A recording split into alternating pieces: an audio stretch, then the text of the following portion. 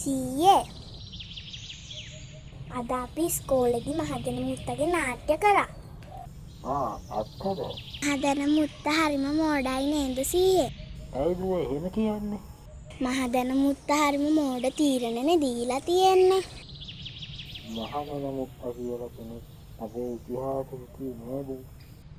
අපිට හිටියේ දැන මුත්ත කියලා කෙනෙක්. අපේ රට යටත් කරගත්තු සුද්ද තමයි අපේ දැන මුත්තව මහදැන මුත්ත කළේ.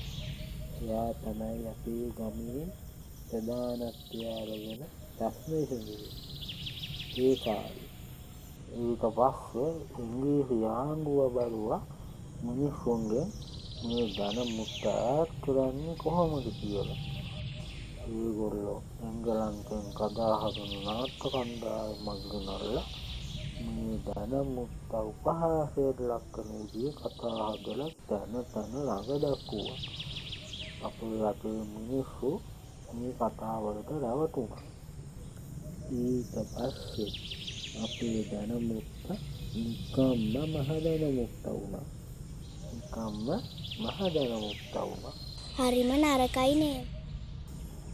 ඔය සුද්දන්ගෙන් පවතගෙන එන කළු සුද්දෝ තාමත් අපේ රටේ ඉන්නවා. ඒකනේ ඌරගේ පොත්වල ඔය කතා තාමත් තියෙන්නේ.